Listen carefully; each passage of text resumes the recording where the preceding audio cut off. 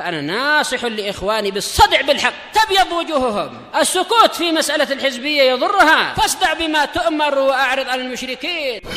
سلامي على دماج ورجالها والشيخ يحيى ودار العلم يا سعد بانيها. بسم الله الرحمن الرحيم. الحمد لله حمدا كثيرا طيبا مباركا فيه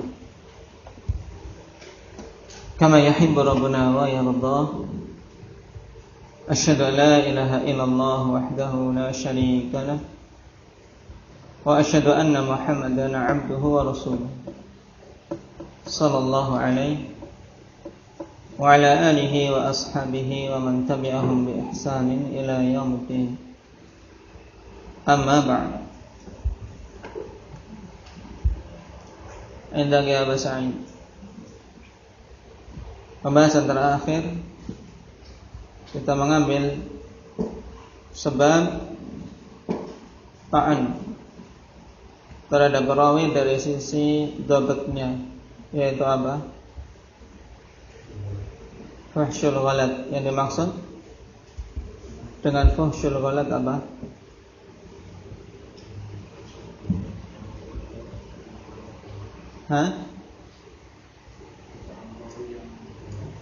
Nah, banyaknya kesalahan dari seorang perawi dalam periwayatan. Baik, hadis dari seorang perawi yang sifatnya seperti ini bagaimana? Indah ya Ja'far. Hadisnya dihukumi bagaimana? Hadisnya mungkar. Baik. Lalu mungkar itu apa? Indah ya Ibnu.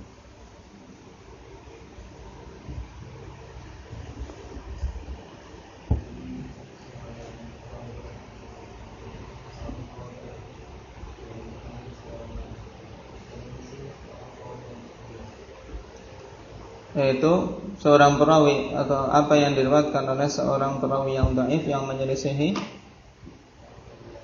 perawi lain yang makbul, yang diterima riwayatnya. Naam, mukhalafatul dhaif liman huwa aula minhu. Ini yang pertama tentang pengertian naam mungkar. Kemudian di sana ada pengertian yang kedua juga yang merupakan cakupan dari istilah mungkar yang digunakan oleh para muhadditsin. Indah ya Abu Umar.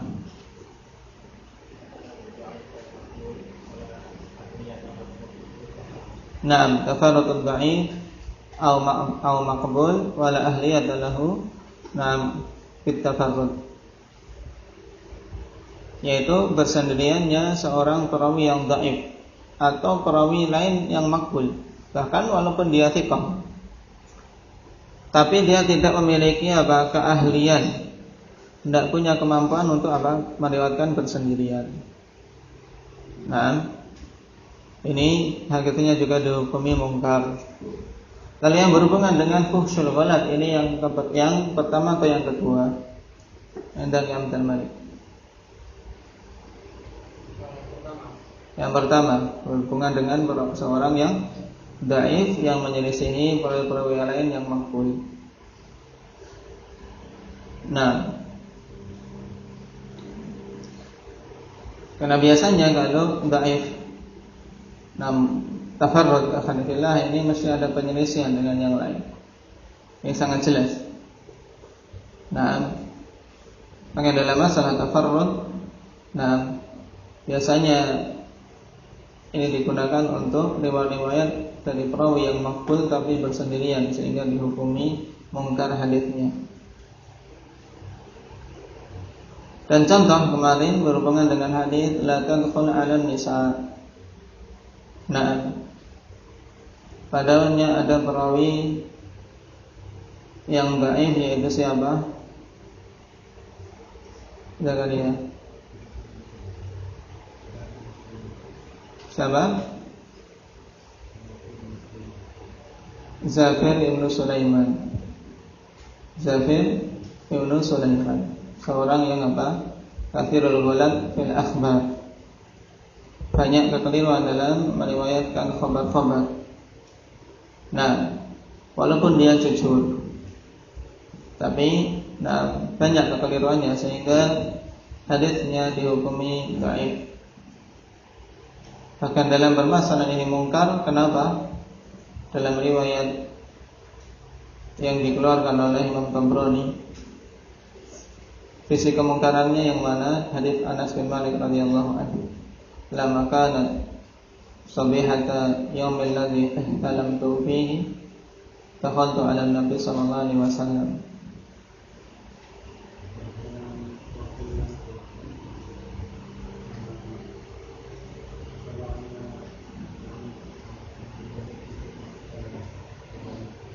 Nah, berhubungan dengan waktu pelarangan Nabi sallallahu alaihi wasallam terhadap Anas dari apa? Dari masuk atau berbaur dengan para wanita, yaitu dengan istri beliau, untuk masuk ke rumah beliau dilarang oleh Nabi sallallahu alaihi wasallam. Karena yang sahih larangan ini kapan? Setelah turunnya perintah hijab, bukan setelah Anas radhiyallahu anhu ihtilam. Baik. Kita masuk kepada sebab yang kedua yang menjadikan seorang perawi alhamdulillah mad'unun fi dhabti. Bisababil ghaflah. Dengan sebab ghaflah. Yaitu kelalaian, teledor. Jadi seorang alhamdulillah kalau banyak teledornya, lalai, ini menjadikan sebab dia dhaif. Ma'nahu anna ar-rawi laysa ladayhi min al-yaqdhati wal itqan ma yumayyizu bihi as-shawaba min al-khata'i fi marwiyati. Yaitu bahwasanya seorang perawi laisa ladaihi minal yaqdhah wal itqan, tidak memiliki kepekaan dan kemungkinan. Jadi teledor, tidak mungkin, juga tidak teliti. Wal itqan di sini penulisannya seharusnya ada hamzah. Ada hamzah yang di kasrah, wal itqan.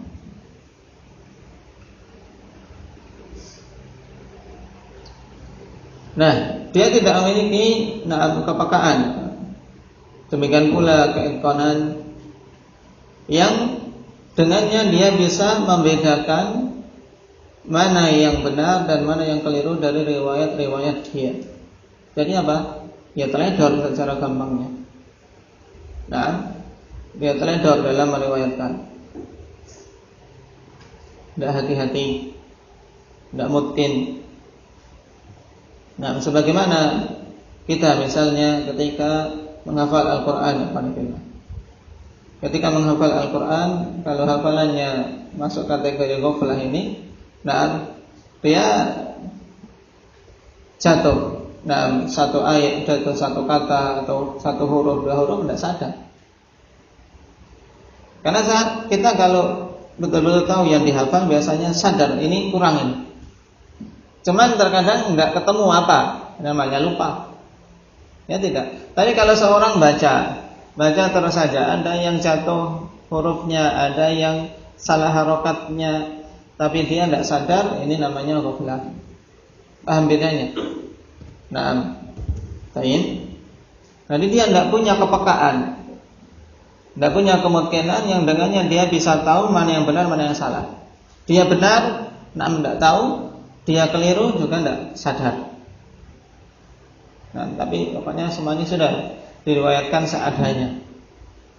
Ini namanya ghaflah. Makanya ikhwanillah, terutama berhubungan dengan ilmu din, betul-betul seorang harus memiliki kepekaan. Apalagi ketika dia membaca sendiri. suatu kitab dengan banyaknya cetakan ikhwanillah, dia harus punya apa? Yaqdah wal itqan dalam permasalahan din. Kalau seorang punya kepekaan ini akan tahu ini kayaknya tidak mungkin dalam kitab seperti ini, tidak mungkin ini kalam Syekhul Islam Ibnu Taimiyah, sehingga butuh mengecek kitab lain misalnya. Kepekaan yang seperti ini butuh untuk dilatih. Dan bagaimana seorang bisa dengan banyak bergelut, dengan kitab-kitab para ulama, juga mempelajari usul-usul, pokok-pokok dalam permasalahan din.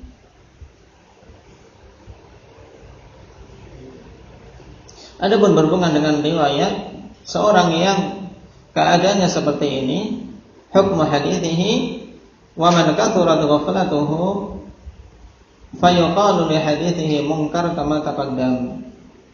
Orang yang banyak keteledorannya maka dikatakan untuk hadisnya ya mungkar sebagaimana telah lewat. Karena ghaflah akan mengakibatkan apa?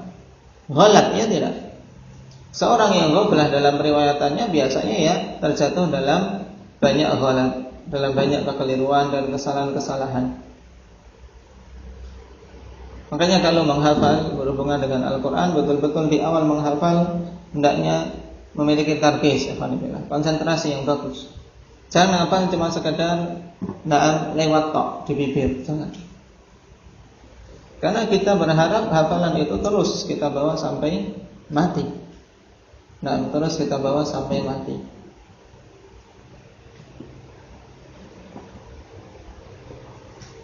Makanya dalam menghafal ya butuh semangat dari diri kita sendiri, bukan karena disuruh-suruh, bukan karena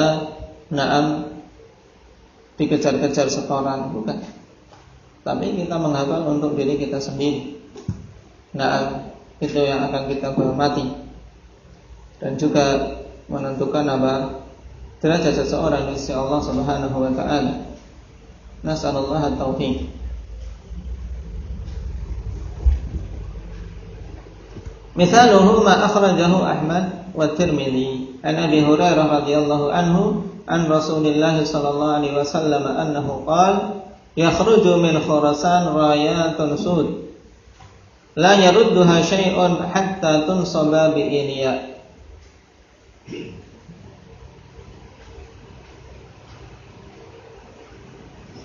Yaitu hadis dari Abi Hurairah radhiyallahu anhu dari Nabi sallallahu alaihi wasallam bahwasanya beliau bersabda, akan keluar dari Khurasan itu bendera-bendera hitam. La yarudduha syai' yang tidak akan mampu untuk mengembalikannya sesuatu pun.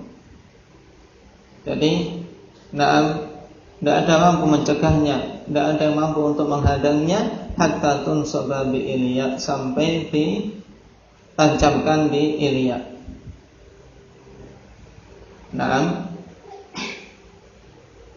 Iliya mana? Baik, dari Khurasan mereka sampai menancapkannya di Iliya, yaitu di Baitul Maqdis, Palestina, di daerah Palestina. Dan ini hadis yang banyak digunakan oleh orang-orang Khawarij. Pada zaman ini ISIS atau dalam bahasa Arab Daesh, mereka banyak mengulang-ulang hadis yang seperti ini. Dan berhubungan dengan bendera Nabi sallallahu alaihi wasallam, juga pada permasalahan yang lalu, pada beberapa waktu yang lalu banyak dibicarakan.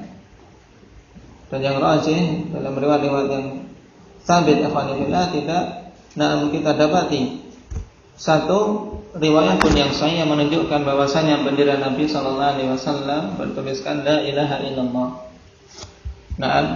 Yang ada adalah penetapan warna saja. Penetapan warna bendera Nabi sallallahu alaihi wasallam. Adapun penetapan bahwasanya bendera beliau dalam peperangan, itu pun dalam peperangan sebagai tanda. Tidak pula kemudian dihormati di luar peperangan, ditancapkan dan seterusnya. Tidak didapat riwayat yang sahih bahwasanya beliau bertuliskan la ilaha illallah. Berhubungan dengan rayatun sauda ini, bendera-bendera hitam ini pada sanadnya Rishdin ibn Sa'ad. Da'afahu ghairu wahidin minal a'immah. Telah mendhaifkannya tidak hanya satu dari kalangan para imam. Taib. Iftahu takrib.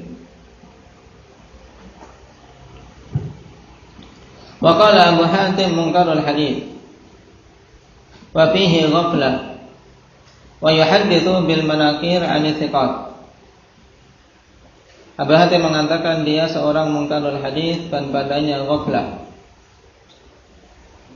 Dia menyampaikan hadis bil manakir dengan riwayat yang mungkar dari kalangan thiqat.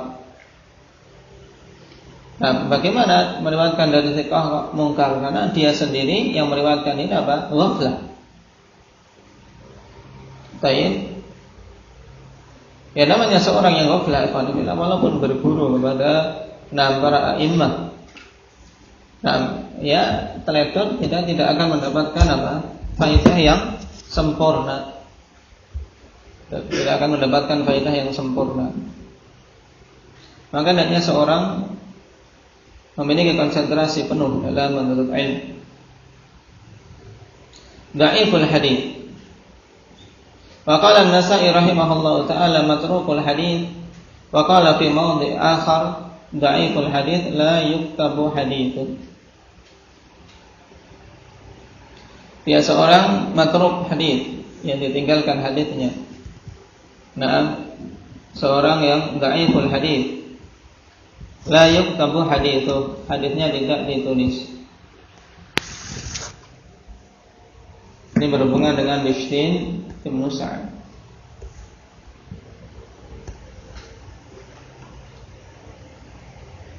Dikatakan oleh Al-Hafidz Ibnu Katsir rahimahullah ta'ala,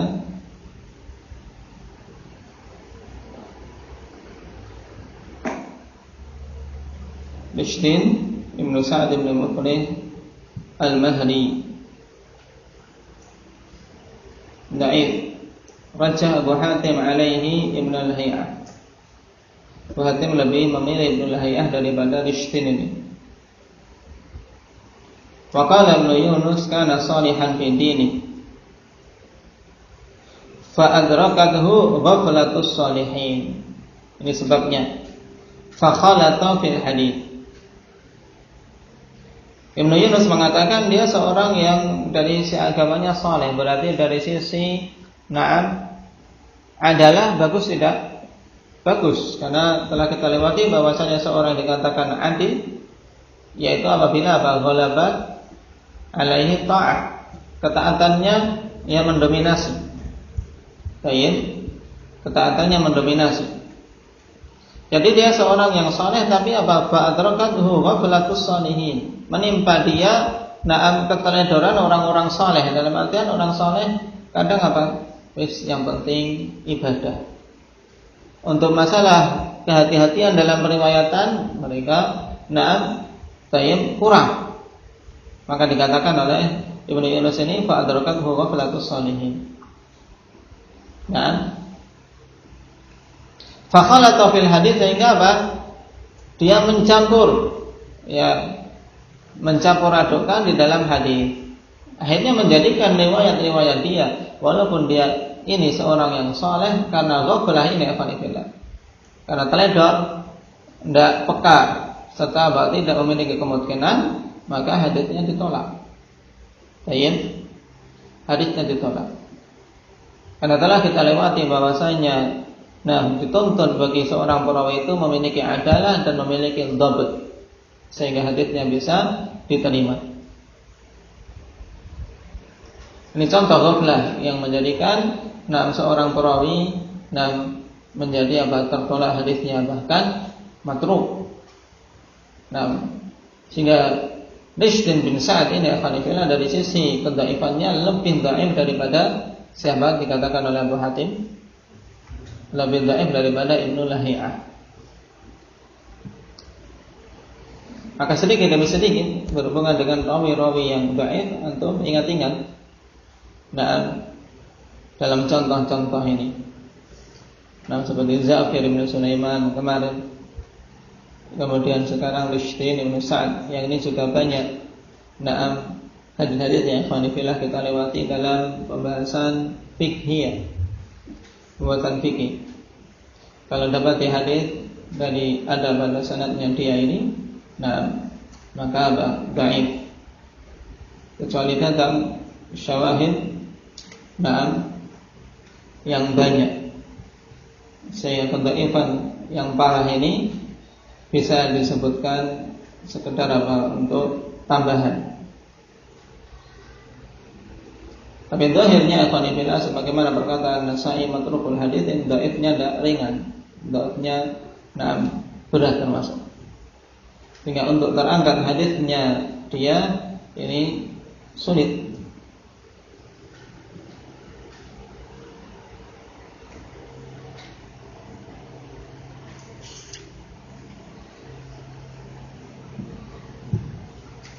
Ada tentang waham yang lumayan panjang, insyaallah kita ambil pada pertemuan yang akan datang.